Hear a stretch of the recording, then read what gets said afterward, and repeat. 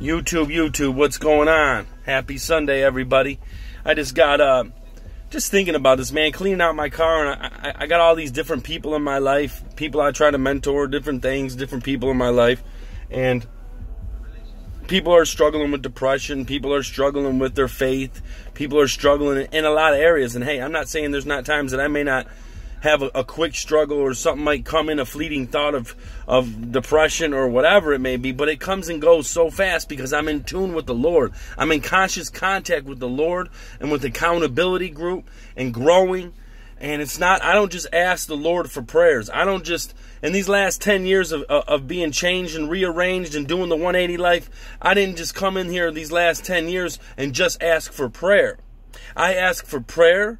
I have conscious contact with God. I get up in the morning, I read. I get up in the morning, I pray. I serve in different areas and different avenues. I give back in any way possible. I ask on a daily basis, Lord, give me your voice and let your voice be in tune with me to know what I need to do and do the footwork of practicing the biblical principles, which is laid out in dummy formation as the 12 Steps of Alcoholics Anonymous, which is all biblical based. And just practicing these principles in all my affairs. Hey, you know, I got Christians that tell me, oh, why do you go to those AA meetings? Why do you go to AA meetings? Hey, listen, I know a lot of Christians that don't even practice the biblical principles of the 12 steps. If everybody practiced the 12-step principles, we'd have better churches. There's people that go to churches that don't even practice those biblical principles, which are the 12 steps. So, you know, I go to AA because I need that accountability. I need my brothers. And I have Christian brothers there, and I have non-Christian brothers there, and I love them all the same. And I'm there to share shine my light, and to also be fed. And I'm telling you, you can learn from the non-Christian, you can learn from somebody, because everybody's got a message. You know what I'm saying? But what I'm trying to say is if you're out there and you're struggling, and you're out here asking for prayers, what are you doing? He's not a genie in a bottle, man. He's not a genie in a bottle. He is not. You want this man, you want this God, this holy God, to answer your prayers, to make your life a blessing. Well, what are you doing for him? Are you going to go ahead and be in a relationship where all you do is give? All you do is buy the person that you're with gifts, or you tell them you love them all the time, or you're always doing this? Don't you want something in return? Don't you want a 50-50 relationship? Don't you want your side of the relationship? Don't you want their side to be just like your side? Don't you want it to be a two-way relationship, not a one-way relationship? Because a one-way relationship will never last, my friends. Because you can give, and give. But if the person ain't giving back to you, it's going to wear out. Unless that person just continues to like to get, and you just like to give, and that's all you're going to keep on like that. I don't know how long that's going to last. But we need, if we want to get close to the Father, man, we need to serve Him. We need to serve His people. We need to pray to Him more. We need to be in conscious contact with Him, man. You need to ask yourself, where's your heart? Because I'm going to tell you something. You let me see what you spend your time and your money on. Let me look at your Facebook.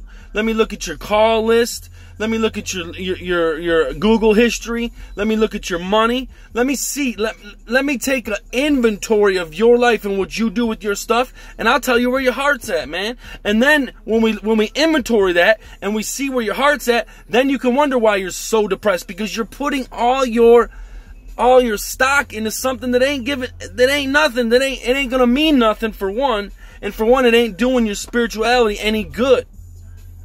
We're all spiritually bankrupt if we don't have the Lord. If we ain't got a relationship with God, we are spiritually bankrupt. And we can go ahead and buy new clothes, buy new things, indulge in lusting activities, but it's never going to be enough.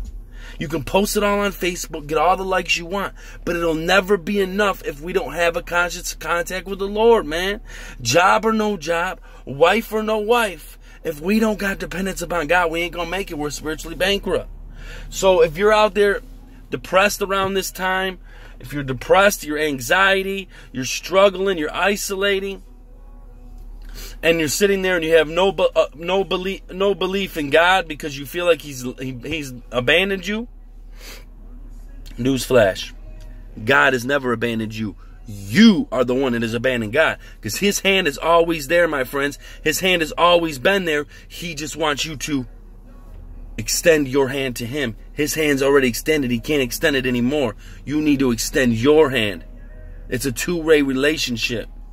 Let the Lord, hey, men, people will let you down because we are not perfect. But the Christ is perfect, and he will never let you down. Even when you think he's letting you down, trust me, he knows what's best for you. He knows what you do need and what you don't need, and what will destroy you and what will build you up and make you better. So we do go through storms, we go through trials, we go through tribulations. But as we're going through these trials and tribulations, what are we doing?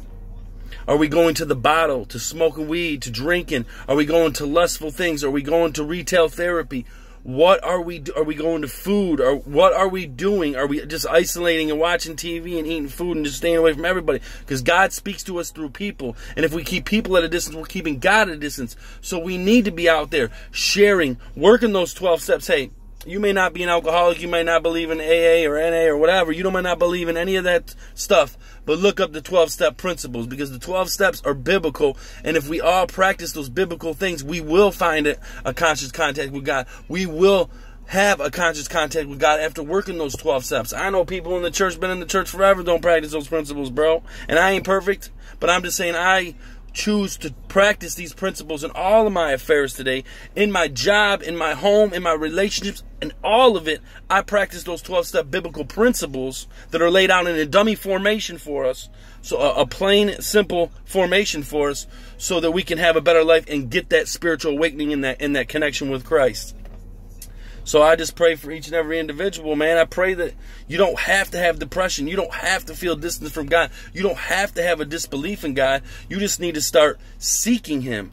Because if you seek him, you will find him. Because if you see God in nothing, if you start looking for him, you'll see him in everything. So right now you may not see him in anything because you ain't seeking him. But once you seek him, you'll see him in everything.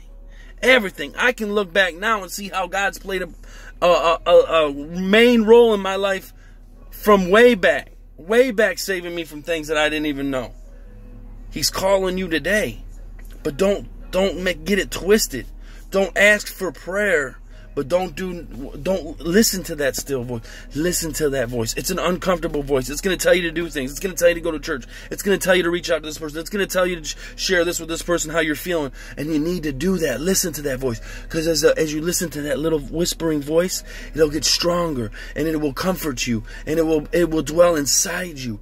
And it will take you places that are amazing. And it'll open your eyes bigger to better and bigger things. So you don't have to sit in depression. You don't have to sit in that anymore.